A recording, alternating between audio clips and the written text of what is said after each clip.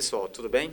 Estamos aqui em Campo Grande, fazendo um bate-papo com meus amigos Diego Vipa e Túlio Couri, para falar um pouco sobre os aspectos técnicos da parte de regulação fundiária REURB. E aqui estamos recebendo a visita dos meus amigos, né, Diego Vipa. Fala um pouquinho, Diego Vipa, como é que você entrou nesse mercado da REURB? Sakai, muito obrigado pelo convite, né, mais uma vez. Fico feliz, né, de poder não contribuir de uma forma curta, mas eu quero entrar nesse mercado, entrei nesse mercado no intuito de somar, né, e eu entrei nele, basicamente, né, vou contar um pouco da minha história mesmo, né, eu sou engenheiro ambiental, formado em 2012 pelo Centro Universitário de Formiga, e no ano de 2013 eu entrei no meu mestrado, né, em Lavras, no sul de Minas Gerais, a qual finalizei em 2016, né, a qual defendi minha dissertação de mestrado. E automaticamente em 2017 eu já entrei no doutorado, né, trabalhando com o mesmo propósito, né, de qualidade de água. E em 2021, né, no meio da pandemia, eu cheguei a defender minha tese de doutorado. E, por via de fato, nesse meio do caminho, eu perdi meu emprego, né, fui mandado embora em 2020. Fui professor universitário por 5 anos, né? Então a pandemia ela me proporcionou um caminho diferente a qual eu segui, né, a minha carreira acadêmica. E aos 47 do segundo tempo eu tive de mudar, né, todo o meu trajeto de novo. Então entrei para o mercado empresarial, gostei, né? Trabalhei com mineração por mais de 2 anos, então tenho uma experiência boa com mineração. Então isso me proporcionou e me auxiliou bastante no meu currículo. E entrei nesse mercado da REURB, né? Entrei meio de paraquedas, mas é um mercado muito bacana. Conheci a Lei Federal 13.465 de 2017 e gostei, né? Entrei no quesito de auxiliar um amigo de infância, o Túlio, na parte ambiental, né? E foi algumas frentes de serviço que acabou sendo sucesso, né, anos depois, a qual a gente tem a primeira REURB específica em torno de lagos artificiais, registrado em cartório, né, mais especificamente no Lago de Furnas. E o Lago de Furnas ele abrange a 34 cidades, né, no município de Minas Gerais. E desde então, né, ao final de 2023, a gente resolveu fazer uma empresa, né? A gente resolveu chegar nesse mercado, né? E até então a gente está aí forte, né? E tentando buscar cada vez mais esse mercado amplo que a gente tem, não somente em Minas Gerais, né, a qual abrange 853 municípios, mas a gente tem uma visão também pensando em macro escala, né? Pensando às vezes em estados vizinhos a Minas Gerais, né? E a REURB de vocês no Lago de Furnas foi a primeira REURB do Lago de Furnas? Foi a primeira REURB no entorno do Lago de Furnas. Legal, pioneiros. Registrada no último dia 21 de março de 2025. Legal. E você, Túlio, meu amigo Túlio, de longa data, como é que você entrou nesse mercado da REURB? Como que ela chegou até você? Grande Sakai, meu grande amigo. É um privilégio estar aqui junto com você. Você poder estar aqui recebendo a gente em Campo Grande, na sua terra. É realmente algo muito satisfatório. Te agradeço demais por nos receber aqui. E é muito importante, né, a gente poder falar um pouco sobre as experiências que a gente teve com a REURB, né, Sakai? Porque, de fato, é algo muito novo, complexo. E, da minha parte, surgiu quando eu me tornei assessor jurídico na Procuradoria Municipal de Formiga, né? Entrei em março de 2018, junto com o decreto regulamentador 9.310 da Lei Federal. E em maio eu já estava tendo a oportunidade de fazer cursos preparatórios que a própria prefeitura me concedeu. Então, bebi da água cedo, né? Então, realmente eu percebi que era algo que tinha muito a ver com os meus propósitos de justiça, de operador do direito, uma legislação federal que veio para poder tratar um tema muito profundo, né? Porque o advento da lei da REURB é derivado de um processo de formação do território brasileiro, então tem um fundamento muito grande de desenvolvimento, tanto econômico quanto social, então isso aí me chamou muita atenção, né? Na época saiu os relatórios do Ministério do Desenvolvimento Regional, onde que evidenciava que cerca de 50% do território brasileiro urbano era irregular, né, Sakai? Então isso aí foi um dos pontos que eu comentei com o Diego na época, né? Isso aí, pô, lá no início, primeira vez que a gente deu uma volta lá em Santo Hilário, né, Diego? Foi lá de Reúbe, isso aí foi em 2019, cara. Então, assim, Tem um tempinho bom já tem um tempinho, sabe? Mas foi diante, né, desse cenário que eu estudei a lei pela primeira vez. Foi um curso que eu participei em maio, lá no Orominas, maio de 2018, que na hora que o professor explicou sobre a lei, eu pensei assim, poxa, isso aí vai pegar, cara, não tem como não, sabe? É algo que o Brasil precisa, né? Não tem jeito, né? Então foi onde que eu resolvi me dedicar, estudei bastante, consegui entender, né, compreender especialmente as questões do município de Formiga, que ele tem algumas especificidades de natureza urbanística peculiares que, com o tempo, eu fui entendendo que era o principal motivo da cidade não se desenvolver, né, por ausência de gestão territorial, planejamento urbano, e diante, né, da falta de políticas públicas de planejamento urbano, nos sobra aplicar a Lei 13.465 de 2017. Né? É ela que vem analisar, né, as desconformidades urbanísticas, jurídicas, sociais, ambientais e administrar o remédio correto. Né? Então, a gente sabe que é uma lei muito complexa, mas com certeza é algo que tem a capacidade de mudar a realidade do Brasil. Então, nasceu dali esse interesse. Quando foi final de 2020, eu tomei a decisão de me empreender, né, no universo da realização fundiária. Fiz uma parceria com os meus amigos, que é uma construtora lá de Formiga, o Ricardo e o André, da construtora MRA.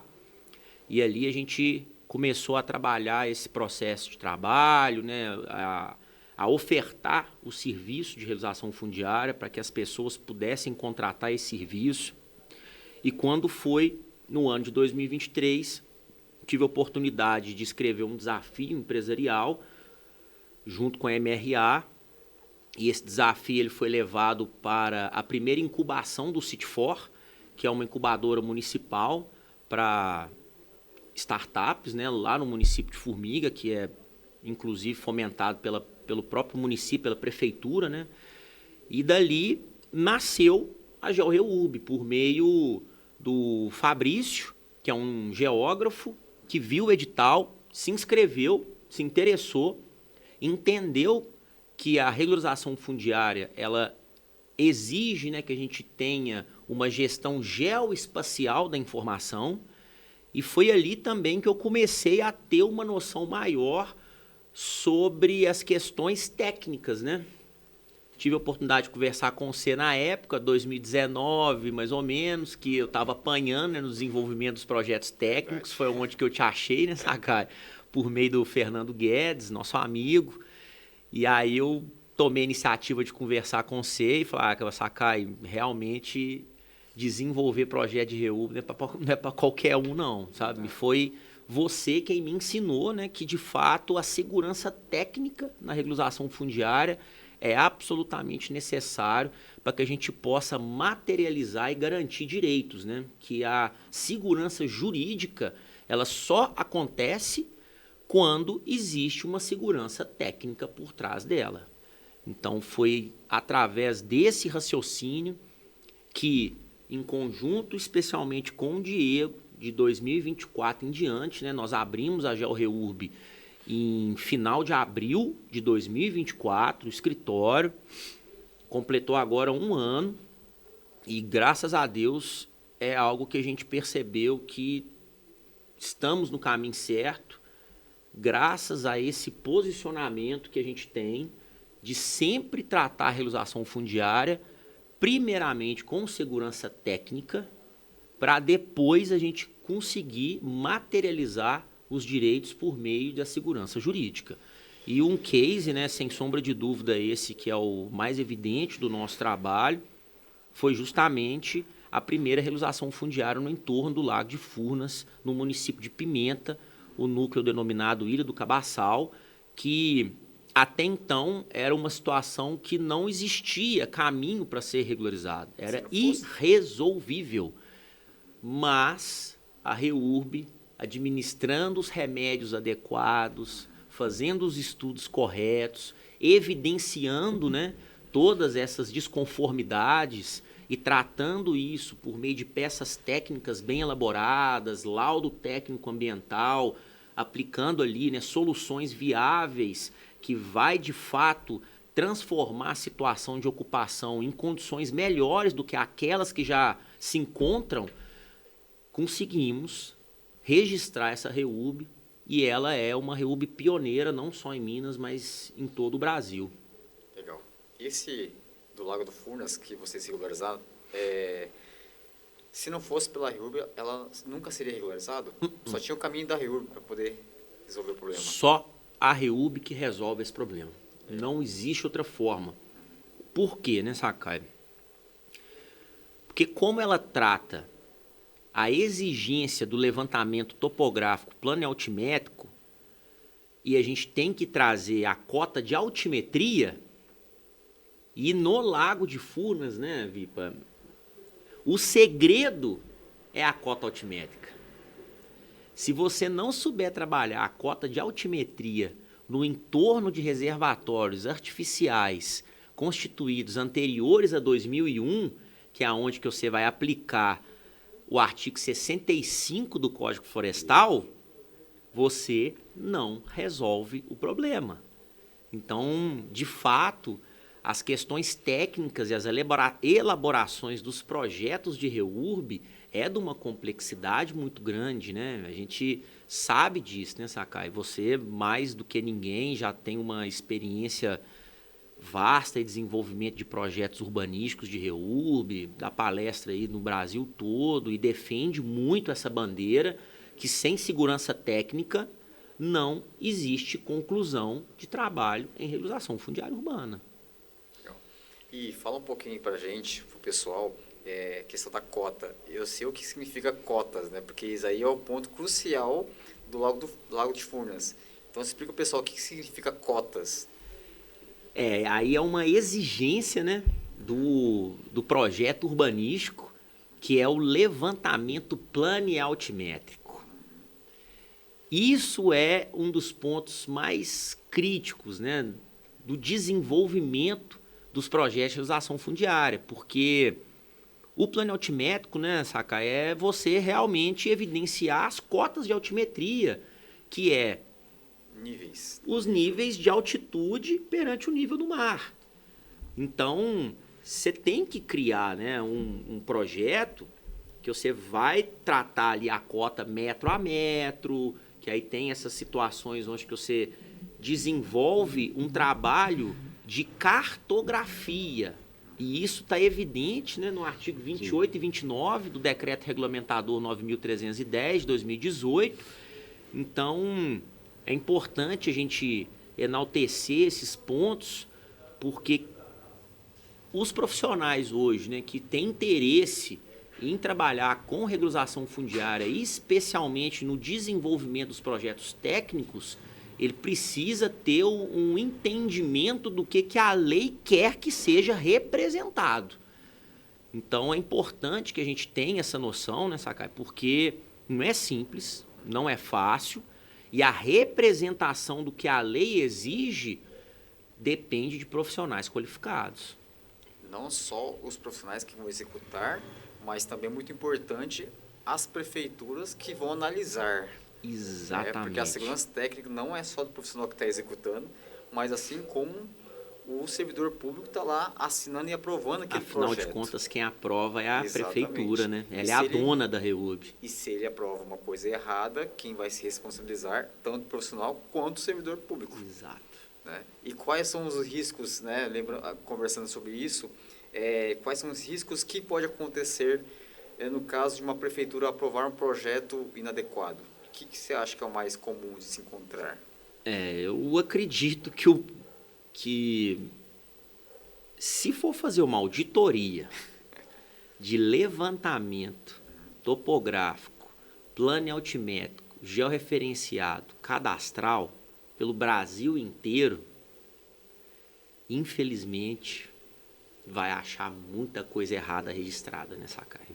Verdade. Né? Até porque poucas pessoas sabem qual que é a margem que o decreto exige. Né? É importante salientar que tem embora não se fale na lei federal a margem de precisão de centímetros, mas no decreto federal fala. Sim, né? no decreto ele explica, né, o que é esse levantamento plano altimétrico, georreferenciado, cadastral, tá lá no artigo 28 e 29, e sem saber o que é que aquele artigo exige, especialmente as questões de aferição planialtimétricas e erro posicional geodésico e tudo, você não atinge os objetivos de segurança técnica. Então ali, por exemplo, né, os vértices definidores dos limites do núcleo precisam ser tridimensionais.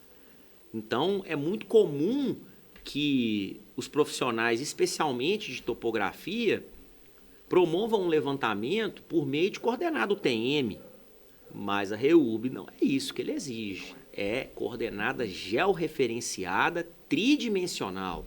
Então você tem que ter latitude, longitude e altimetria. E às vezes a gente encontra os profissionais viciados, né, que a gente tem no mercado de trabalho. Ele não utiliza esse pequeno detalhe que é a altimetria.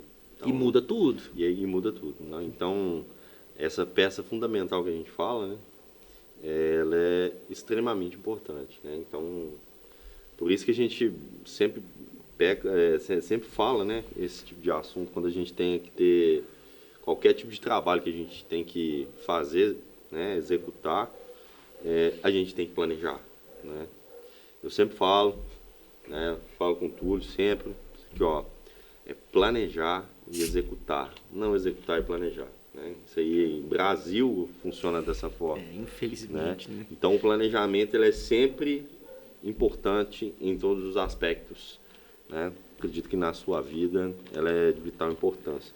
O planejamento a gente visa pior cenário, melhor cenário, né? E custos, viabilidade, né? habilidades, exigências, o tamanho do leão que você vai brigar. E esse tamanho do leão, a gente consegue trabalhar ele, né? Consegue desenvolver ele, às vezes sem sair da nossa casa, né? Então, sem sair do nosso escritório. Sem precisar sair do escritório. Foi aonde que a nossa empresa, né, o nosso intuito básico que a gente tem, foi na ideia da matéria-prima, que é o nosso trabalho, que é o geoprocessamento. Então, o nosso objetivo, né, a nossa matéria-prima é o geoprocessamento e o nosso produto final, né, seja voltado para meio ambiente, seja voltado para REUB, seja voltado para estudos técnicos urbanísticos. E o principal, que eu acredito que é válido, principalmente entrando nesse ramo da REUB, né, que é um ramo que às vezes a gente não encontra outros tipos de profissionais, apesar que a lei mostra ser uma atividade multidisciplinar. Eu acredito que tenha outros profissionais que eles podem contribuir, né? Que eles podem desenvolver esse tipo de trabalho. Então, a ideia do planejamento, quando eu observei e encaixei geoprocessamento, que eu conheço desde 2014, né? Mostrado principalmente pelo meu orientador, Gilberto, meu ex-orientador de mestrado e doutorado, Gilberto Coelho, né? Ele me mostrou o geoprocessamento e eu utilizei ele na minha dissertação e na minha tese. Então, ele me auxiliou, principalmente nos resultados que a gente encontra. Né? Então, a gente sempre busca, em cima dos nossos resultados, a gente sempre busca outros tipos de evidência que a gente pode encontrar, né? No que a gente está trabalhando em determinado momento. Né? Então, esse geoprocessamento, essa matéria-prima que a gente bate sempre na tecla, ela encaixa certinho dentro da REUB, sabe? Então, você consegue fazer um estudo de desconformidade, né, utilizando base de dados secundária, e essas bases de dados secundárias você consegue ver o tamanho do leão que você vai enfrentar, né? Então, algumas coisas que travam a REUB, né, que a gente fala sempre, meio ambiente e risco geotécnico, né? Então, assim, a gente consegue observar, consegue fundamentar e consegue utilizar esses dados secundários para a gente ter um norte e ver qual leão que a gente vai enfrentar. Né? Porque E ter um dependendo, planejamento adequado para isso. é onde né? que já envolve o quê? O planejamento. Vamos fazer um planejamento, vamos ver, antes às vezes da gente participar de uma licitação, um sorteio, às vezes a gente está com uma REUB e ver se tem fundamento ou não a gente trabalhar naquela localidade. Essa utilização dessa ferramenta, né, que é um sistema de informação geográfica, basicamente ele te auxilia em tudo, né, que você consegue fazer. Então, para a REUB, como a gente bate sempre nessa tecla, eu vejo que essa matéria-prima que eu sempre bato na tecla, ela é de vital importância dentro da REUB. Então, hoje a gente busca sempre, né, esse tipo de trabalho, envolvendo também, como é um mercado novo, a ideia da utilização do que a gente pode enquadrar esse tipo de trabalho, né? E a REUB, eu acredito que ela consegue trabalhar bem esse tipo de situação. Eu acho bastante importante falar dessa parte do diagnóstico, né, preliminar, porque a gente já encontrou várias situações que pode acontecer se não tiver um bom diagnóstico prévio. Né? Questão de viabilidade que é o crucial.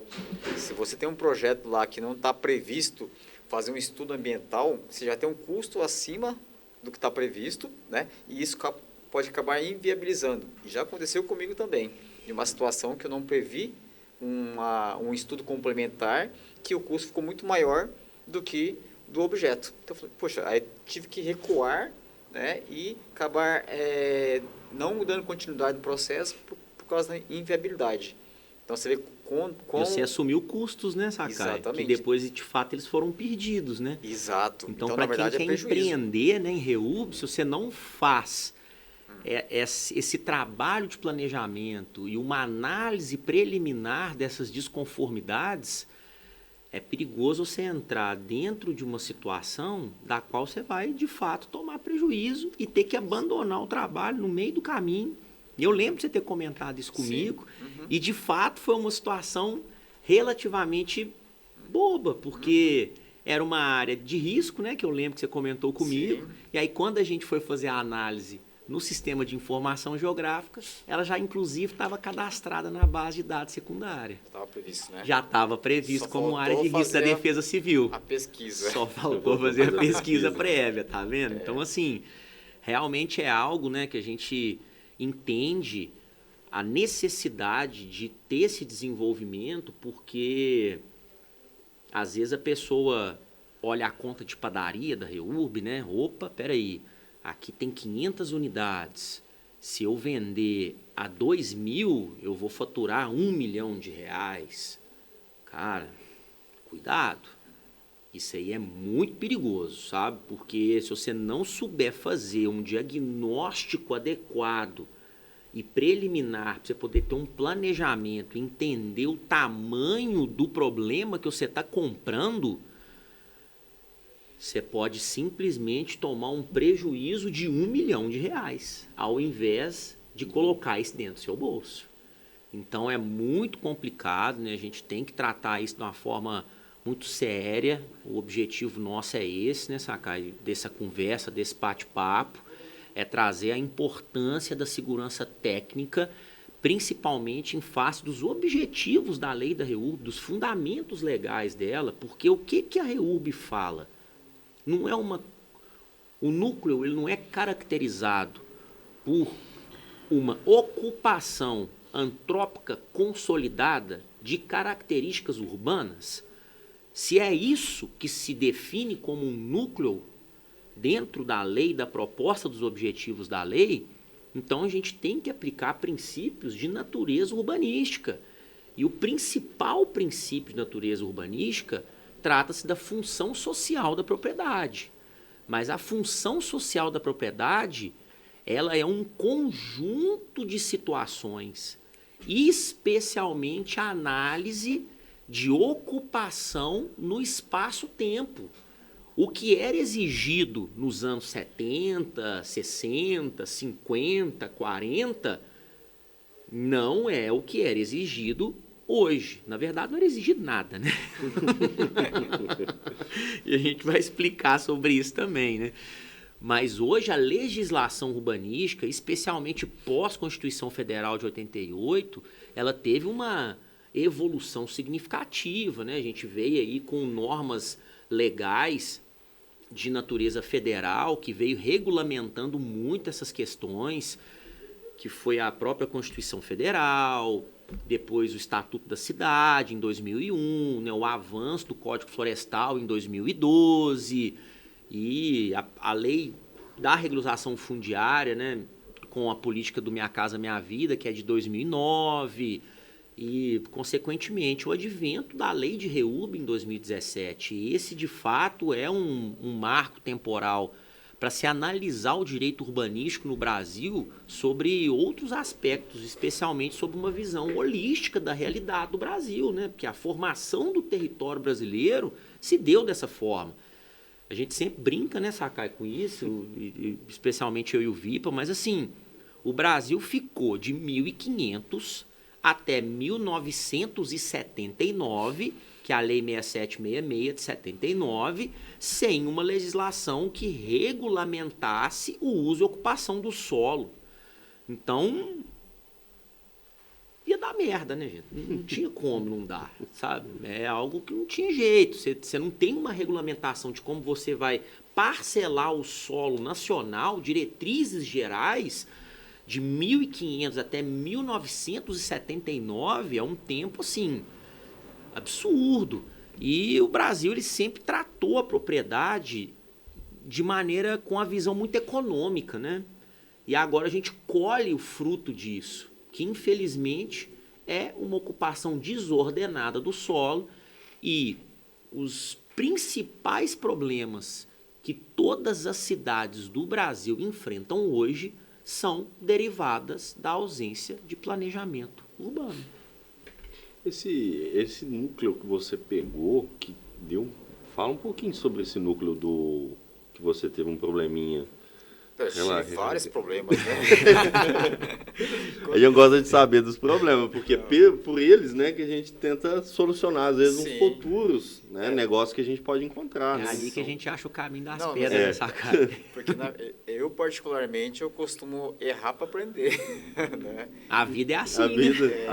a vida tem dessas, né? Se você não erra, você não aprende, né? Então, eu já tive algumas situações, por exemplo, que não estava previsto, né, no diagnóstico preliminar. Por exemplo, área de gruta. Essa é uma delas. Área cárstica. Que foi edital de licitação, só que não estava previsto no edital. E aí, a gente usou um pouco de criatividade para solucionar, porque como a gruta, né, era uma área de ICMBio, e tinha um raio de área não edificante, que não poderia ser atingida. E aí, parte do núcleo era atingida por esse raio da gruta. Nossa. E aí, em acordo com a prefeitura, nós até entramos em contato com o ICMBio, mas ela é mais burocrática, porque não depende só do município, né? É um órgão federal. Isso. Então, em conversas com a prefeitura, nós alinhamos para que nós readequássemos a poligonal do núcleo para ser regularizado. Então, onde a gruta atingia, nós fizemos um desvio do raio da gruta e alteramos a poligonal do núcleo para regularizar, e aí sem interferência da área atingida pelo raio da gruta. É o famoso, vamos empurrar esse problema para frente, né? Sakai? Tipo porque isso, né? Até porque já... esse leão aqui não dá para deitar com ele, não. Eu não quis enfrentar esse leão, né? Então, vamos separar aqui do leão, né? Vamos pegar o gatinho aqui. E aí foi a solução mais adequada, porque com certeza ia ser um processo mais burocrático, ia ter custos mais elevados que não estava previsto. O município sabia dessa situação, né? Então nós não estávamos previstos, né? Não tinha como se prever, e aí durante o processo que foi avisado. Então chegamos como um acordo com o município, vamos separar, vamos alterar a poligonal e pronto, né? Não vai ter mais problemas com essa área que é atingida pelo ICMBio, né? E aí teve uma outra área também que eu tive problemas, era uma área de morro, né? Já peguei muito morro também, não, porque aqui na minha cidade não tem morro, né? Mas em outros estados a gente foi aprendendo a pegar morro também, Santa Catarina, Minas Gerais, né? Que é só morro. Só pirambeira. E Santa Catarina também, tem muito morro. Sim. E ali tinha uma área que era a área que precisava de um estudo ambiental e de risco, né? E a gente fez um estudo ambiental bem superficial, e aí o município exigiu alguns estudos do solo, né? Então, a perfuração, então era um custo que ia sair muito elevado, né? A gente começou a fazer orçamento, Sondagens, né? Análise de solo. Exato. Então, a gente começou a fazer cotações com outras empresas para fazer esse estudo, né, do solo, e a gente percebeu que, peraí, mas o custo ficou muito maior do que vai ter o retorno. Então, ficou inviável para a gente teve que recuar. Olha, então, infelizmente, como era nesse caso, eram moradores que iam pagar, e era uma quantidade de famílias pouca, baixa, né, menos de 40 famílias. Então, contando cada morador, quanto a gente poderia cobrar dos moradores e o valor que ia ficar de estudos do solo, já estava inviável, entendeu? Então, a gente acabou tendo que recuar, olha, essa aqui é a situação, por esse motivo nós vamos retirar do credenciamento, porque ficou inviável para a gente, entendeu? Então, tivemos custos, porque a gente já fez o primeiro estudo, topografia, tudo mais, né? Você que estava iniciando a fase de cadastro, né? Exato, Que você falou. então Já tinha deslocado equipe, já tinha feito o levantamento por aerofotogrametria. Exato. Porque Então, tudo é viável. E essa ideia, por exemplo, se você tivesse essa ideia do estudo, igual a gente sempre fala, se tivesse essa ideia do estudo de desconformidade, né? A gente chama de estudo de desconformidade porque por ele a gente consegue ver o leão que a gente vai enfrentar. Isso. Eu encontrei isso nas minhas pós-graduações, né? Porque para a gente desenvolver o nosso trabalho, a gente, na área de meio ambiente, a gente chama de caracterização fisiográfica da bacia. Então, essa caracterização fisiográfica da bacia, ela trabalha com localidade, né? Localidade geográfica. Logo após, a gente começa a trabalhar com o modelo digital de elevação, que é a peça fundamental para você ver como que é a região em questão, né? Você vê os pontos mais altos e os pontos mais baixos, a geografia, né? E relevo, isso. Né? É o famoso relevo, né? Dentro da geografia. Relevo. Então, e depois disso a gente já começa a entender melhor, né? A gente já começa a ver o uso e ocupação da terra, classes de solo, né? Ver como que é utilizado mesmo, como que foi antropotizado, como foi ocupado a região, né? Então, dentro desse aspecto, a principal funcionalidade que eu falo sempre quando a gente fala de engenharia é o solo, trabalhar o solo, ver que tipo de solo que você tem ali, né? Se ele tem uma característica maior de silt, uma característica maior de argila, uma característica maior de areia. Então, a literatura, ela já te informa, ela já te dá essas informações, né? Então, às vezes, por meio desse estudo de conformidade, você baseando num geoprocessamento com essas informações, na literatura ela já te conta. Se é um solo mais arenoso, tem capacidade maior de infiltração de água. O solo argiloso, ele retém mais água e assim por diante. Então, assim, essa ideia da utilização do geoprocessamento, ele te auxilia em muito nesse tipo de problema, sabe? Você vê o tamanho do seu problema, né? Às vezes você vai enfrentar um problema muito grande, mas você pode fatiar ele em diversos probleminhas que você consegue, às vezes, ir resolvendo parte por parte, né? Mas dependendo do leão que você vai enfrentar, você tem que recuar, né? Então, basicamente, a gente tem que buscar as ferramentas que a gente tem hoje em dia, né? Então, você falou que Minas Gerais tem uma ferramenta diferente, né? Para você já prever isso. Isso, Fala um pouquinho disso. A gente utiliza o IDS-ZEMO, né?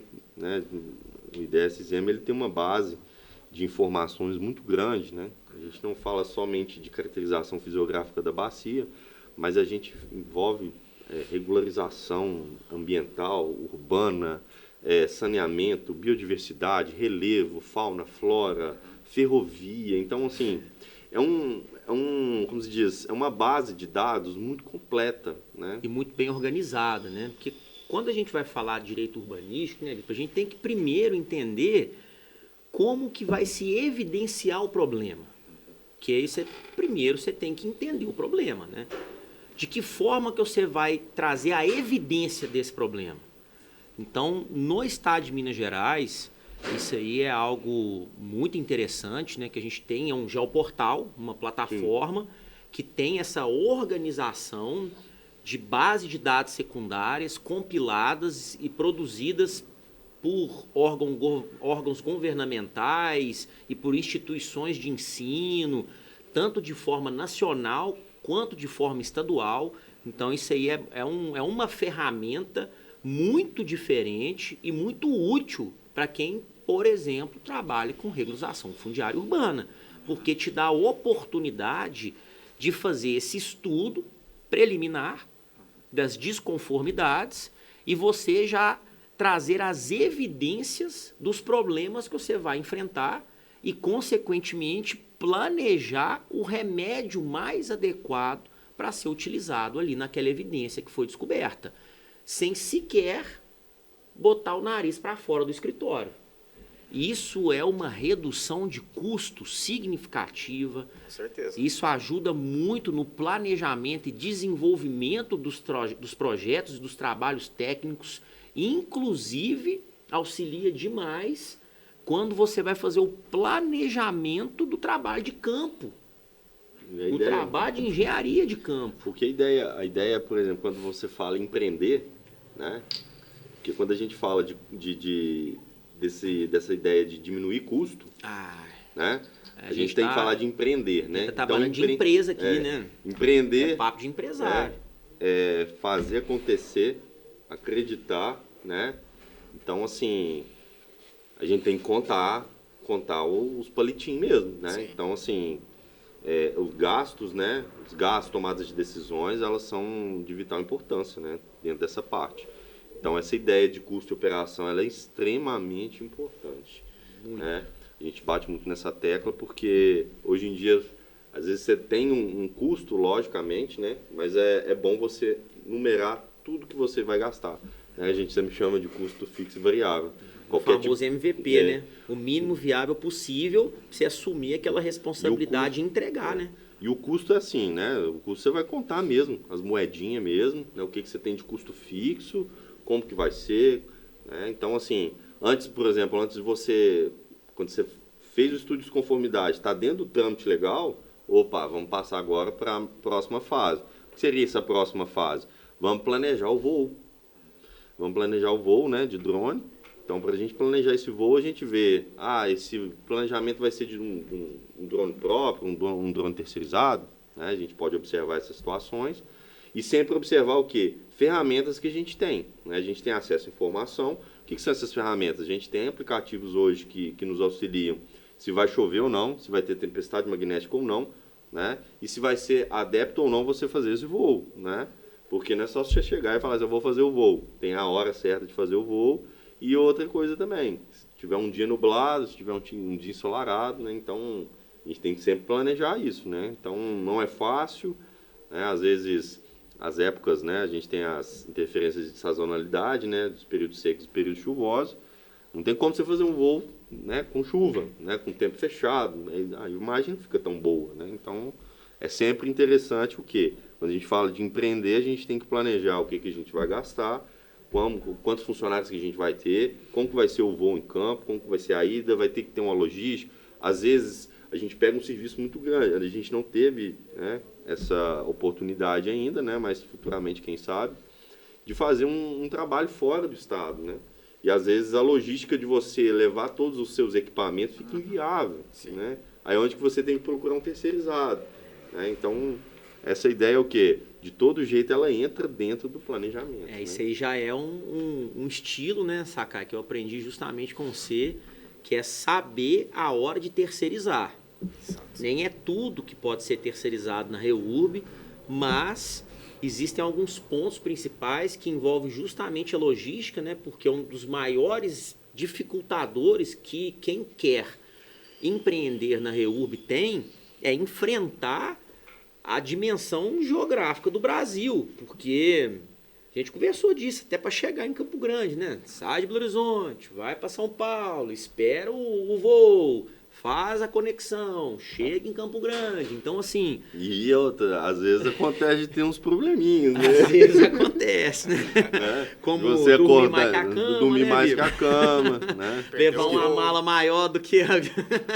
Levar uma mala maior que cabe dentro do avião. Mas assim, né? Acontece. Acontece, né? Acontece com as melhores famílias, né? Mas também com as piores. É raro, mas acontece É muito. raro, mas acontece muito, né? Então, esses pontos de metodologia que eu acho assim fundamental, porque igual a gente vem aqui falar assim, né? Ah, tem que fazer o levantamento por voo, tudo. Aí quem tá assistindo esse bate-papo nosso, especialmente quem trabalha com topografia, fala: "Não, mas eu consigo fazer um levantamento topográfico, planealtimétrico, georreferenciado cadastral com estação total". Eu não estou falando que você não consegue fazer. Eu só estou asseverando que não é a metodologia mais adequada para a regularização fundiária urbana. Por quê? Se você precisar de fazer uma adequação de sequencial de lote, porque você descobriu que uma unidade não é uma, são duas, com estação total você tem que ir lá, voltar em campo, colher de novo aquela coordenada daquele, pra você poder fazer a divisão e tudo. Então, assim, quando você utiliza a metodologia de aerofotogrametria, você reduz significativamente as correções necessárias em campo. E isso é uma metodologia para você poder abaixar custo. Porque imagina, toda hora que você precisar de corrigir alguma coisa no seu projeto de REUB, você ter que voltar a campo para isso, meu amigo, haja dinheiro para suportar isso, sabe? Tempo e dinheiro, né? E se for do estado, se for uma localidade longe, ou então um núcleo de difícil acesso, isso tudo conta. Então, assim, né? Esse foi um ponto que realmente você passou essa visão para mim de forma muito clara, que é entender como que precisa ser solicitado um levantamento topográfico adequado, utilizar a metodologia de aerofotogrametria e até para terceirizar isso nessa caixa. Você tem que passar uma instrução de trabalho para quem você está contratando. O cara tem que estar ciente do que você quer. Você tem que ter consciência de falar: olha, os pontos de controle vão ser feitos assim, assim, assim, assado. Eu preciso que você me entregue um relatório de precisão para poder encaixar no artigo 28 e 29 do decreto. Lê o artigo 28 e 29, meu amigo, que eu estou te contratando, porque você precisa ter noção do que eu quero que você levante em campo. Então é fundamental isso, sabe? Então são metodologias, né, que vão trazer uma eficiência maior no desenvolvimento dos projetos técnicos. Vamos detalhar um pouco mais esse assunto que é bastante importante. Ah, né? isso aí, esse aí, vamos falar assim, né? A espinha dorsal da REUB, né? Exato. Como se diz, é um pilar que a gente fala, assim, muitos pensam, né, que a REUB é só uma lei, né? Só que essa lei, ela tem diversos segredos, né? Tem. Então, assim... E segredos técnicos ali, né, Vipa? Que... A engenharia compõe bem ela, né? Então, como se diz, a gente falou muito desse estudo de desconformidade, como que funciona o levantamento e tudo, mas a gente tem que pensar ainda um pouquinho a fundo agora no procedimento, né? No procedimento administrativo de REUB, né? Até equipamento que vai utilizar. Isso. Qual mais viável, né? Vou dar exemplo, por exemplo, já pegando seu gancho, drone, né? Se for perguntar qual drone é o mais adequado para a REUB, é uma resposta muito vaga. Uma pergunta muito vaga, porque a resposta depende de várias situações, né? Quais são as características do núcleo? Exato. O que você vai precisar de desenvolver? Você fez um estudo preliminar adequado, entendeu o tamanho do leão que você vai brigar? Aí você vai escolher o equipamento para isso. Exato. Porque igual muita gente fala, fazer levantamento de drone com LiDAR é desnecessário. Peraí, será que é? Se você for pegar um núcleo que vai depender de você desenvolver projetos de infraestrutura urbana, eu já falo categoricamente. Faça o levantamento com LiDAR, porque aí a chance de você ter que voltar em campo para poder resolver alguma coisa diminui significativamente. Sim. Porque aí você vai ter que fazer projeto de distribuição de energia elétrica, fazer projeto especialmente de solução de escoamento de água pluvial. Se você tem um levantamento por LiDAR, né, Sakai? Exato. Aí você traz isso para dentro do escritório, pô, o nível de segurança técnica que você tem é totalmente diferente. Mas aí é onde que tá. Você tem que entender realmente as características daquele núcleo. Porque uma coisa que a gente aprendeu trabalhando com o REUB é que não existe receita de bolo. Não existe. Se você quiser fazer Ctrl+C, Ctrl+V com reurb, infelizmente vai dar tudo errado. Cada núcleo é de um jeito, ou seja, né, cada reurb tem o seu próprio DNA. Então você tem que primeiro fazer ali, né, destrinchar o que você precisa fazer para depois vir com esse planejamento técnico. Vou deixar até mais claro, né? Já que estamos falando de drone, de levantamento por aerofotogrametria, vamos separar em 3 tipos de drone. Vamos. O mini, né, o padrão normal tem uma Mavic, tem um Phantom e tem um LiDAR. Então estamos falando de 3 tipos de drone diferentes, né? Vamos separar em 3 tipos. Vamos falar de viabilidade de cada um, né? Por exemplo, o mini custa na faixa de 3, 4 mil reais, né? Se não me engano. Vamos falar que um novo, né? Um 7, 8 mil reais. Tá tudo isso já. O novo, né? Porque tem um mini novo. Tem um novo. Ok. Aí tem já o tamanho médio, que é o Mavic e o Mavic Phantom. 3, O Mavic né? e o Phantom. Tá na faixa de 30 mil. 30, 40 Sim, mil. já, Tá. mas ele já vem com PPK embutido, né? Que isso aí Verdade. também já ajuda muito na aferição Verdade. do, Bem lembrado. da base Ou já vem com GNSS. E aí tem um LiDAR, né? LiDAR que esse é aí na é- faixa de 150 mil. 150, 200...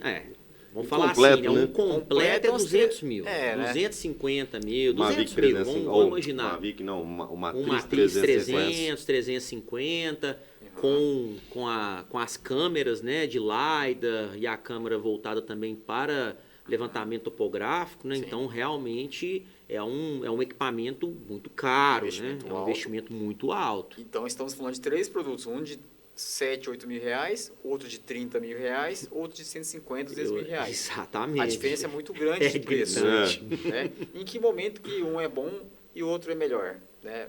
Vou dar um exemplo, o Mini. O Mini presta para fazer reurb? Presta.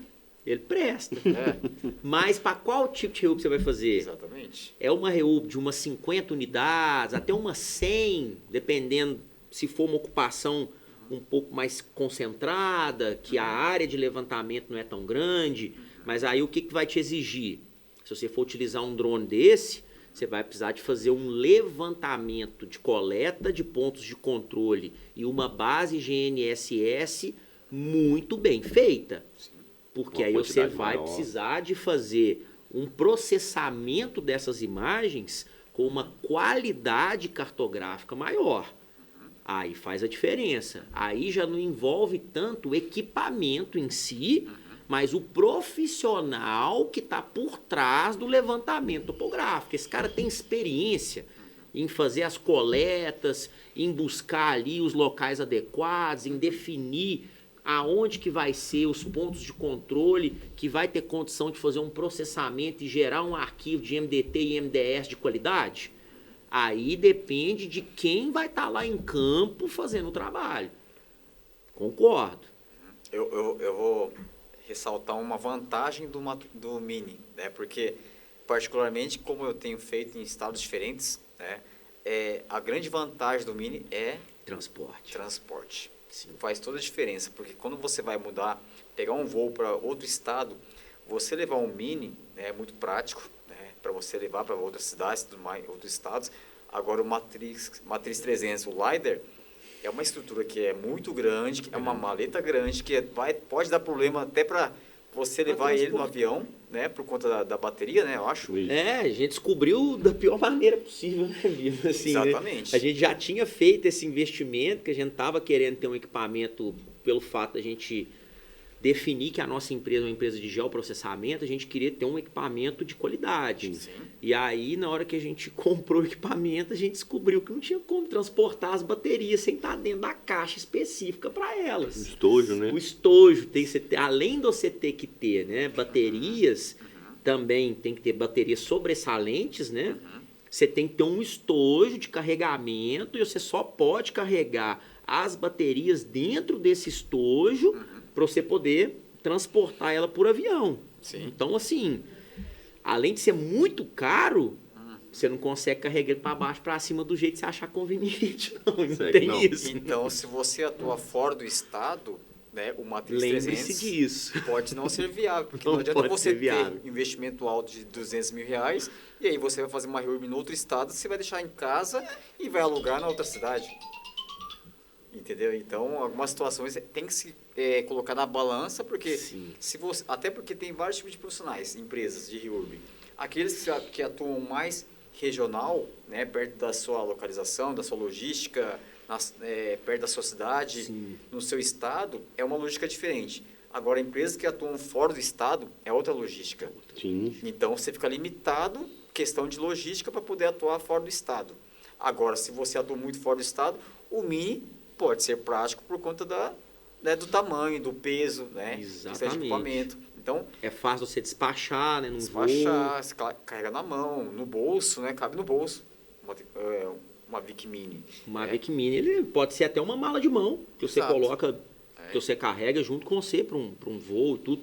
Aí também tem as questões, né, do RTK, RTK. que ele, querendo ou não, é uma peça fundamental. Você Para precisa, complementar, né? você precisa ter um equipamento, né, de coletas de ponto de controle e uma base GNSS bem aferida, sabe, totalmente dentro dos padrões exigidos pelas normas e técnicas e legislações de cartografia, para você poder emitir um relatório de precisão que vai atender as exigências técnicas da REURB. Isso é fundamental. Então, assim, um drone pequeno resolve, não resolve? Resolve muito, inclusive quando se trata das características de um núcleo que não tem tantas unidades assim. Agora, dependendo do que você precisa produzir, aí já muda bastante. Você tem um drone que já é o meio do caminho, né, Sakai? Que pode ser um Mavic, um Phantom Pro e tudo. E esse já é interessante porque ele já vem com um RTK embutido dentro dele. E aí, na hora que você conecta ele na base, o nível de precisão aumenta. Sim. E aí você consegue ter um relatório que, consequentemente, vai trazer segurança técnica, especialmente para os municípios. Que aí você vai demonstrar, através de um relatório de aferição, de levantamento topográfico georreferenciado, que você atendeu as especificidades técnicas da lei da REURB.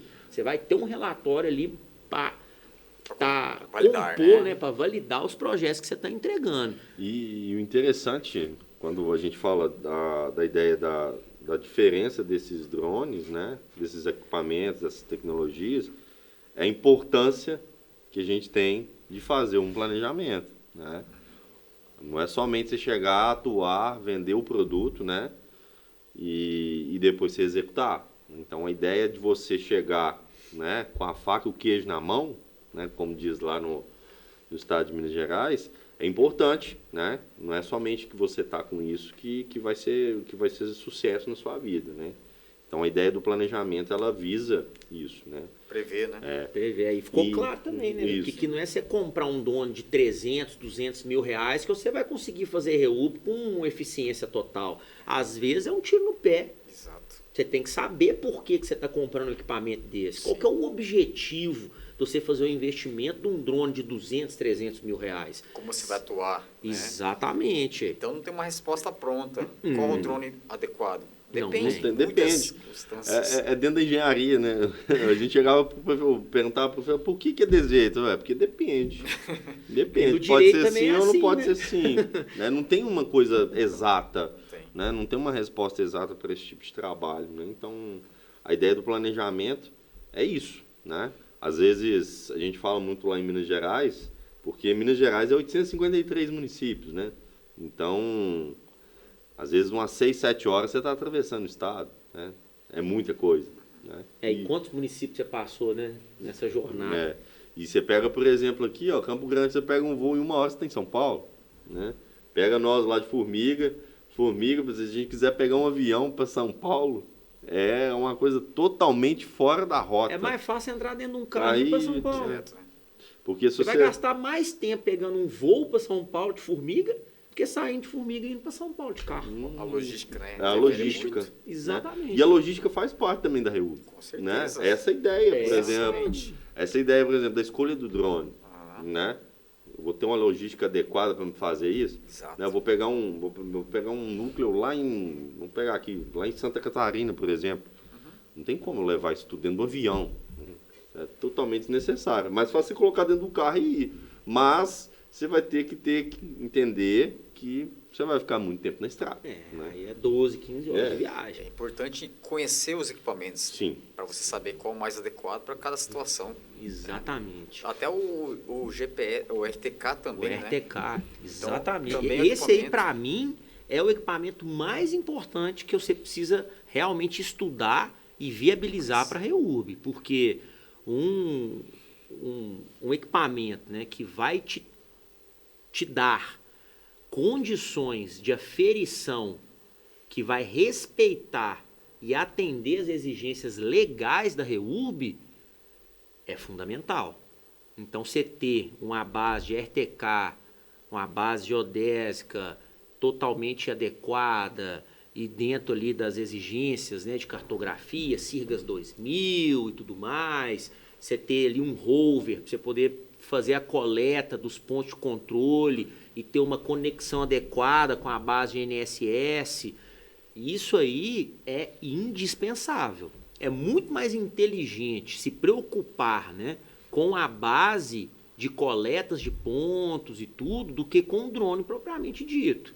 Porque essa parte de você fazer, né, a organização do levantamento em campo, Amarração, né? a amarração geodésica com um plano cartesiano, que aí é onde que a gente entra mesmo dentro da cartografia, né, que não tem como fugir, porque se é uma exigência XYZ, que você tem que estar com longitude, altitude e altimetria, então você tem que estar ali com uma precisão de levantamento de campo adequada. E um equipamento para isso muda tudo. É onde que vai te primeiro garantir a segurança técnica. É igual eu e o Diego gosta de brincar, assim, né?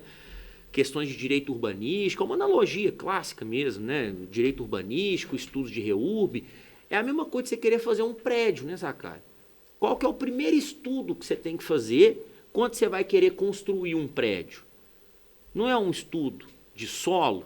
Você tem que fazer uma análise de solo e um plano altimétrico muito bem feito? Porque senão, na hora que você começa a levantar o prédio no meio do caminho, já começa a cair. E aí? Lá em Formiga não chegou a cair, né? Mas lá em Formiga teve que parou no meio do caminho. Parou no meio do caminho, né? Por ausência, tem um caso emblemático lá em Formiga, que foi a construção do IFMG. Que teve que ter sido abandonado. Que ele foi abandonado porque não fez os estudos de solo adequado. Foi construir numa área muito arenosa, próxima do rio. É onde que eles começaram a ver muita trinca, né? E aí, no meio da construção, inviabilizou. Então, assim, a REURB, ela parte da mesma premissa. Se você não fizer um levantamento de campo, um plano altimétrico georreferenciado muito bem feito, utilizando planejamento e metodologias e equipamentos que vão te garantir uma aferição adequada conforme a lei, você já começa a ruir seu prédio sem sequer botar um tijolo nele.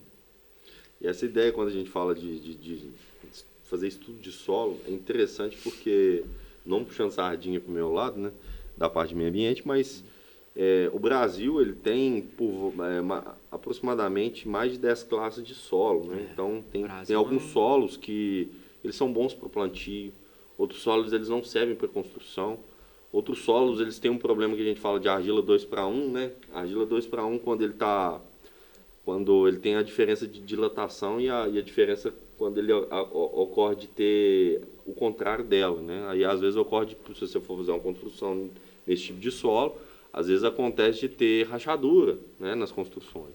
Então essa ideia, batendo na tecla de novo, de você tentar estudar todos os problemas que você vai encontrar, ela é de vital importância, né?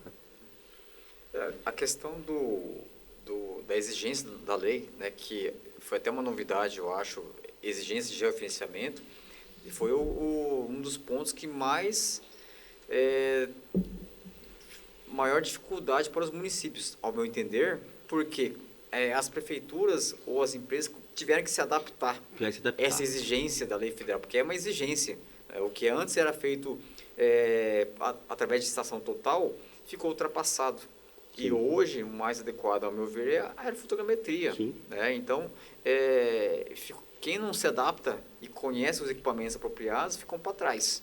Né? Então, aquele vício de trabalho que muitas vezes era feito com um equipamento mais antigo, né, que a gente estuda na faculdade e tudo mais, mas na prática, hoje o que é mais eficiente, né, mais assertivo, é a aerofotogrametria. Né? E aí, ponto importante também, se atentar ao decreto, né, da margem de precisão, que é exigente, é o quê? Que eu já deparei com situações não de colegas falando que teve empresas fazendo levantamento georreferenciado através de coordenadas do Google Earth, que para mim não, né, para todo mundo, deveria ser um absurdo.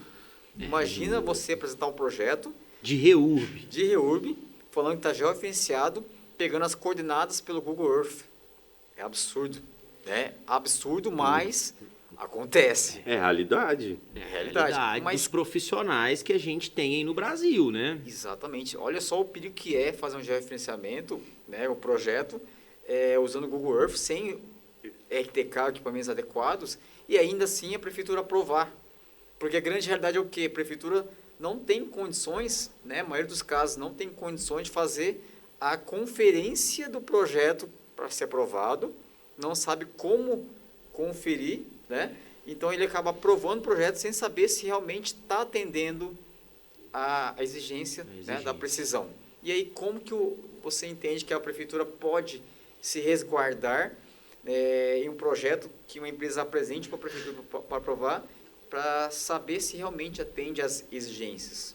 Sim, né, Sakai? Isso aí é um ponto muito importante, sabe? Porque, de fato, a gente entende, né, especialmente os municípios pequenos, que é a grande maioria esmagadora do Brasil, 80% dos municípios do Brasil tem menos de 20 mil habitantes, né? Então, é a realidade do território brasileiro como um todo. Então, você não vai ter à disposição desses municípios equipamentos dos quais a gente está falando aqui. E até profissionais. E até profissionais que já são gabaritados e trabalham com isso, né? Então, me conta aí qual município pequeno que você já visitou e conhece que tem um drone à disposição. É exceção da exceção, né? Só que, quando você vai analisar as exigências que a lei da REURB trouxe diante de levantamentos georreferenciados, é simplesmente o que tem de mais rigoroso na legislação brasileira hoje. Não existe absolutamente nada no ordenamento jurídico brasileiro que se exige de levantamento planealtimétrico georreferenciado do que a REURB.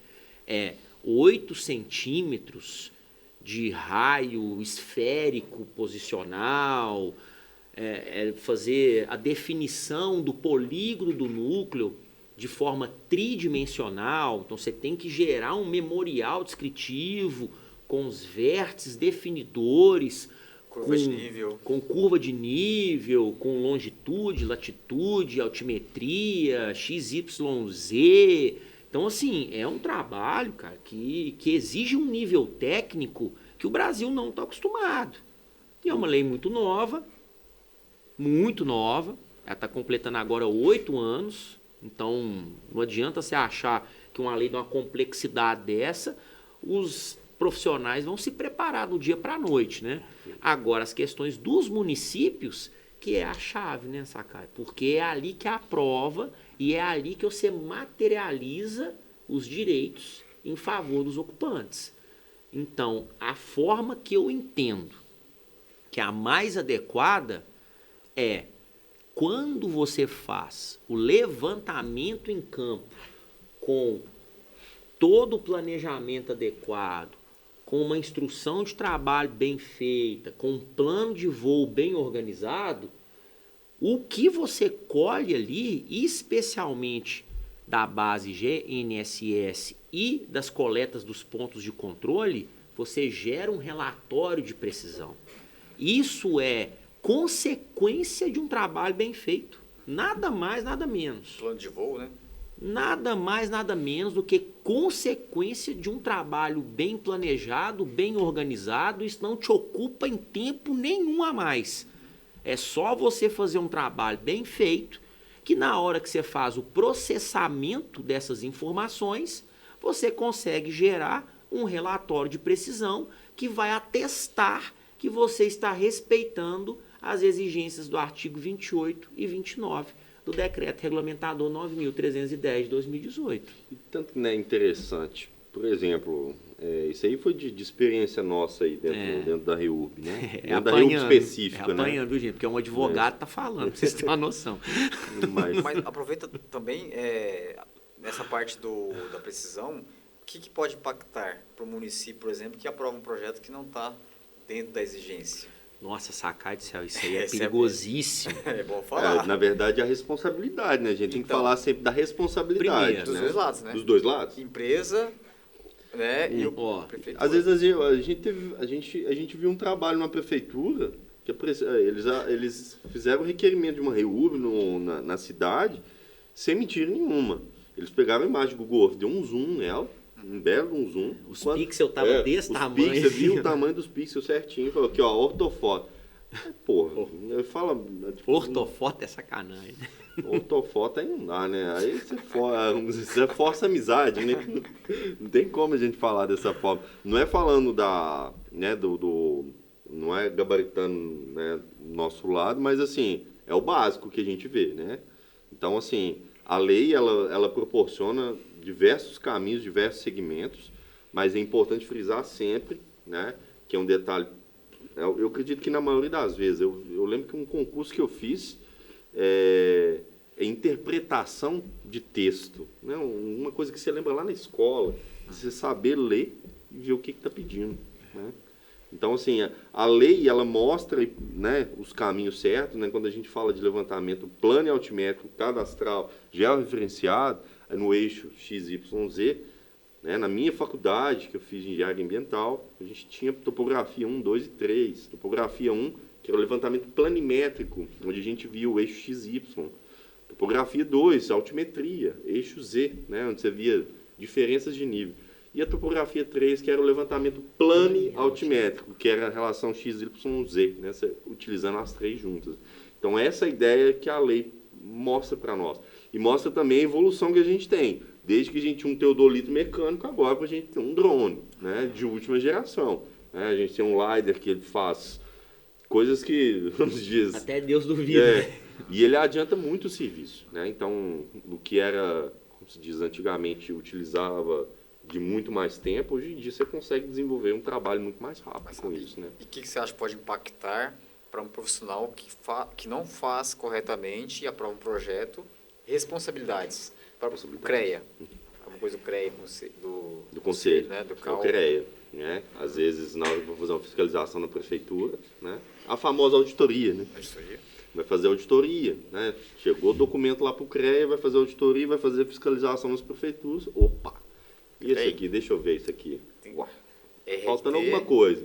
Faltando alguma coisa. Assinou responsabilidade ali no... Responsabilidade dos dois lados, né? Então, é interessante frisar isso, né? A responsabilidade não gira em torno somente da prefeitura, né? É de ambos os lados. Sim. Você teve a iniciativa de entregar um produto à prefeitura. Você assinou. Isso. E a prefeitura também assinou. Então, a responsabilidade ali é dividida para os dois lados, né? Então é bom a gente conversar aqui, porque... a gente está num triângulo aqui, né? A gente tem 3 conselhos diferentes, né? A gente tem a OAB, né? Do Túlio, como advogado. A gente tem a CAL, né? Do Sacai, que é arquiteto. E até agora você não explicou para nós, né? A sua história, como você chegou dentro, né? Da REURB, né? A gente vai voltar nisso aí também. E eu como engenheiro, né? Eu sou engenheiro ambiental, engenheiro de segurança do trabalho, e a gente tem o CREA, né? Então, a gente tem os conselhos a qual a gente tem que responder por ele, né? Então, fala um pouco também da sua história, Sacai. Como que você chegou, como que você entrou dentro da REURB, virou um reurbeiro, né? O ninja, né? O ninja da REURB. E o motivo de você realmente se importar tanto com essa parte técnica, né, Sacai? Porque você, de fato, foi um grande professor nosso aí, não só meu, mas também do Brasil inteiro, porque você defende essa bandeira aí E assim, né? Até hoje é um dos únicos que eu vi. Porque muitas vezes a palestra acaba sendo voltada, esses eventos, com a presença de muitos advogados, né, sacar? Então, aí a pessoa tá ali para poder falar na condição de operador da lei. E a gente também vai falar um pouco sobre isso, que eu tenho umas críticas fundamentais, viu? Aos colegas? Aos colegas. Devagar, Calma. dá uma segurada, dá uma segurada. É, como diz o Sakai, ele é o psicopata da Reúbe. Bom, Mas fala um pouco sobre a sua história. Bom, arquiteto urbanista, né, formado pela UFMS. Comecei como servidor público, né, então em 2017 me tornei diretor de regulação fundiária da Prefeitura de Campo Grande e, por coincidência, 2017 foi o ano da Lei Federal. Né, então, caiu no meu colo a Lei Federal da REURB como diretor, então eu era responsável para promover a regulação fundiária com uma lei que era nova, ou seja, ninguém conhecia sobre a Lei Federal, né, e não tinha precedentes, era novo, e eu tinha que fazer.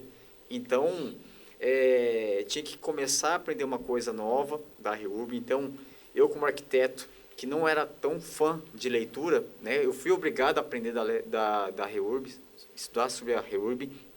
Então, eu digo que fui um desbravador também da REURB, porque eu tive que aprender na marra, errando, né? Então, eu sou do tipo muito de tentar várias vezes, errando e aprendendo. Então, eu era muito corajoso nesse sentido, né? De, tá certo, não tá, mas vamos andar assim, né? Qualquer coisa a gente vai ajustando, vai aprendendo e vai fazendo, né? Então, tive muitas dificuldades também, porque a própria prefeitura, né? Então, vai ter pessoas que vão achar que o que você está fazendo não é certo, ou talvez não tem precedentes, né? Não dá uma segurança técnica, segurança jurídica, mas por ser 2017 o ano da Lei Federal, então tivemos que ser pioneiros, né, no assunto, né, por ser capital também, e a gente começou a desbravar, tentando, errando e aprendendo, né? Então, eu me orgulho muito, né, dessa fase como servidor público, porque realmente foi o que me deu know-how, participando de todas as etapas da REURB. Então, eu tive a equipe próxima nos trabalhos técnicos, operacionais, tanto na parte da topografia, eu acompanhava a equipe de topografia também junto, para entender como que funcionavam as coisas, equipamento, como se utilizava também. Eu mesmo pilotava os drones na época. Depois a parte de cadastro social, né, é uma parte que é importantíssimo, e eu também, para coordenar uma equipe de cadastro social, eu tive que cadastrar as pessoas casa a casa. Então, eu já testei várias maneiras de cadastro social, tanto como casa a casa, mutirão de cadastro. Então, é diferente quando você está lá a campo fazendo um trabalho técnico, né, tanto para cadastrar como para fazer topografia. Então, isso aí me deu uma certa expertise de como que é a REURB a campo, né? Porque a REURB hoje, eu vejo que ela é mais a campo do que escritório, né? Não tem como você atuar na REURB ficando no escritório. Tem que sujar a bota, Tem né? que sujar, não tem sujar jeito, a bota, né? não tem como não. E aí a gente começou realmente a iniciar os trabalhos pela prefeitura, e depois, com o tempo, né, a gente conseguiu entregar vários resultados positivos para o município, para o estado, e a gente acabou tornando pioneiro no assunto, né? E aí resolvi sair da prefeitura, né? Alguns colegas me chamavam de louco, né? Sempre é isso, né? Sempre é isso, né? Então, você começa um negócio, aqui o Você é louco, louco. você é louco, como assim? exato. Né? Então, Aí depois que dá certo, Depois né? dá certo, não, mas foi me fala como é que sorte. foi. Foi sorte, né? Foi sorte. Eu tive muita sorte. Respeita, A verdade é essa, eu tive muita respeita sorte. como dizia, respeita a minha jornada aqui, campeão. Não foi Exato. da noite pro dia, não. Não é fácil, né? Empreender, todo mundo sabe que não é fácil. Não é. Então, mas tem que ter uma coragem, né? Tem que começar a fazer, para depois você começar a aprender mesmo. E aí, em 2020, que eu acabei saindo da prefeitura, né? Eu sou concursado e acabei me licenciando, né? Então, tá lá a minha vaga ainda, mas não sei como vai ser o dia de amanhã, mas não pretendo voltar como servidor público, porque acredito que como empreendedor eu consigo ter mais impacto nas famílias, né? Sim. Pelo meu trabalho da regulação fundiária, consigo impactar várias pessoas, né? Mais como servidor público. Então, eu vejo como um propósito de trabalho para mim, né? Consigo atingir várias cidades diferentes, vários estados diferentes. Então, eu consigo ter resultado melhor, né? Consigo ter minha metodologia de trabalho para poder atingir uma margem maior, uma escala maior de atuação. Então, hoje, como empreendedor da REURB, eu tenho um pouco de pé assim como servidor público, e isso me deu um know-how muito importante, porque por ter passado como servidor público, né, até você, Túlio, é diferente. Porque quando você conversa com as prefeituras, sabendo que você já esteve Do atrás outro do lado, balcão, a conversa é diferente. O outro lado do balcão muda muito, Muda sabe? muito a conversa, porque você consegue entender as dores da prefeitura. Você sabe que o que ele está passando por dificuldade ali naquela prefeitura são as dores que você já passou. Sim. Né? Então, essa experiência de você já ter passado por essa história, por essa jornada, você consegue contribuir para outros municípios para não passar por aquela dificuldade que você já passou. Eu passei por muitas dificuldades como servidor público, né, desafios na REURB. Então, a gente consegue prever um pouco mais as dores, entender as dores dos municípios para poder ajudar nesse sentido. Né? Então, acho que essa história, essa jornada como servidor público me ajuda muito como empreendedor para entender o lado de trás do balcão. Né? Então, foi assim que eu comecei a atuar com o REURB. A REURB caiu no meu colo, né, em 2017, e aí comecei a aprender, tomar gosto, né? Nunca imaginei trabalhar nessa área. Eu, como arquiteto, eu sempre comento que os colegas arquitetos sempre querem trabalhar com a parte mais visual, de fazer projetos arquitetônicos, projetos faraônicos, né? E aí, acaba que a minha categoria dos arquitetos acaba não entendendo que existe um grande mercado de atuação para arquitetos também, que é a REURB. Então, eu gosto de transmitir muito isso aos colegas arquitetos também, que existe uma oportunidade muito interessante para atuar na regulação fundiária, para abrir a visão dos arquitetos, né, que não é só fazer maquete eletrônica, fazer projetos. E só precisa entender que não é a 6766, né? Exatamente, né? Os vícios da 6766. É. Eu dei aula há muito tempo para arquitetura e aí você pegou essa ideia de fazer desenhar, maquiar, sei lá como que conversa essa parte da arquitetura, mas quando falava de número com o arquiteto, bicho, os alunos ficavam loucos. Eu entendo porque eu era assim, né? Meu gosto, quando formei, eu queria fazer projetos. Inclusive, quando entrei na prefeitura, eu trabalhei na Secretaria de Obras, na divisão de projetos. Então, fazia projetos de escola, posto de saúde, é o que eu gostava, adorava. Mas aí depois comecei a entrar na parte de habitação, comecei a entender um pouco mais sobre a regulação fundiária. A hora que comecei... Sobre urbanismo mesmo, né? Que é uma atribuição do arquiteto, né, urbanista. E aí comecei a entender, comecei a gostar, né? Não foi uma coisa planejada, né, de gostar desse assunto, mas é uma coisa que caiu, né, no meu colo, essa questão da REURB, e acabei gostando, e hoje eu não saio mais, e eu vejo como propósito, como profissional e como pessoa, atuar na REURB para poder ajudar mais pessoas. É. Prova social, né? Prova que social. É quando você entrega, né? A Exato. entrega. Aquele negócio, tipo assim, você tem que sempre cobrar resultado, né? Buscar por resultado. E o resultado dentro da REURB, ele é interessante, que é a prova social. Da pessoa, ela te agradecer. Isso né? é verdade. Isso é um ponto Né? importantíssimo, que talvez é um dos pontos que talvez me tornou um propósito, que é quando você trabalha com a REURB e você, no final, consegue entregar as matrículas, os títulos, para aqueles moradores, né, que mais precisam. Então, na hora que você entrega um documento para aquela família, você sente, nossa, eu estou mudando aquela vida. Eu vejo uma coisa assim, né, que aí é um ponto de interseção que nós temos, especialmente, que eu tenho certeza que foi um princípio que a gente tem em comum, que é de justiça social mesmo, sabe? Para quem está disposto a trabalhar com REURB, aí tem que passar um recado bem claro, né? Tipo assim, se você quiser entrar nessa por causa de dinheiro, meu amigo, caça outra coisa, sabe? Não vale a pena não, porque assim, o dinheiro é consequência de um trabalho bem feito na realização fundiária. Quem está aqui hoje, nessa mesa, conversando, e a gente já mantém um contato já tem alguns anos, o Diego é amigo meu de infância, né? Diferente também, mas a gente está aqui nessa missão, nesse propósito, porque a gente quer ser um vetor de transformação social. E a REURB, de fato, ela concede essa oportunidade. Então, antes de você pensar nos retornos financeiros, realmente você precisa trazer dentro de si a vontade de transformar a vida das pessoas, sabe? Então, a REURB também caiu na minha vida do nada. Eu fui chamado para trabalhar na procuradoria, e aí eu, na condição de assessor jurídico, eu gostava de direito imobiliário, gostava de direito ambiental, estudava por minha conta ali e tudo. Mas na hora que eu sentei naquela cadeira e vi o problema de formiga de dentro para fora, eu realmente mudei completamente a minha perspectiva. Eu botei na minha cabeça que eu ia ser o vetor de transformação da minha cidade. Não importa. Eu vou mudar a realidade de Formiga porque eu sei, eu conheço os problemas que ela tem derivados da ausência de planejamento urbano. E aí eu encontrei um amigo, um sócio, que me complementa numa cadeia de conhecimento que se eu estudasse 20 anos da minha vida, eu ia chegar no nível desse cara.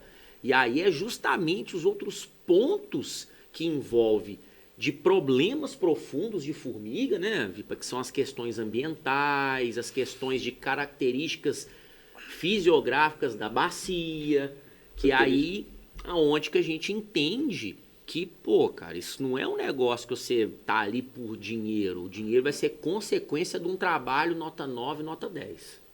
Eu tenho uma frase, um trecho de frase do Thiago Pundé. Cara, é muito forte, uma das coisas mais legais que eu vi. Eu vou tentar traduzir a fala dele, né? Reproduzir, do Thiago Pundé, no vídeo que ele fala. Não importa o que você faça, a sua missão ela deve incluir ajudar, transformar e salvar muita gente. Se o que você faz ajuda, transforma a vida de muita gente, nunca vai faltar alegria, nunca vai faltar instrumento, nunca vai faltar motivação para você continuar amanhã, para você acordar amanhã e continuar. Porque a maioria das pessoas perdeu tudo isso. Perdeu na sua missão, que não incluía ajudar e transformar muita gente. Essa frase do Thiago Pundé que eu gosto muito. E eu vejo bacana. Que a Hilbe é uma missão. É uma missão de vida. Parece que a gente foi tocado pelo divino e, de fato, a gente compra isso porque a gente sabe o que a REURB traz para a vida das pessoas que são beneficiadas por ela. Independente se ela é social ou específico. Mas é um ganho tão absurdo, e a gente tem tanta consciência, né, Sakai, que a gente está desenvolvendo um trabalho profissional de relevância e de qualidade, que não é à toa que a gente tomou a decisão de justamente falar sobre a segurança técnica. Exato. Que é a espinha dorsal da REURB. A gente está falando muito de segurança técnica aqui, né, até agora, mas a gente sequer entrou no procedimento administrativo de REURB por si só, né? Então, isso tudo que a gente vem falando, né, Sakai, é algo que antecede o próprio procedimento administrativo de REURB, né? Então, são metodologias e técnicas que a gente foi desenvolvendo ao longo do tempo através das experiências que a gente teve, né? Então, é bom a gente dar alguns toques aqui, né, alguns hacks, né, de como que a gente consegue fazer essa análise preliminar com tanta eficiência sem sequer sair do escritório, né? A gente, basicamente, um passo a passo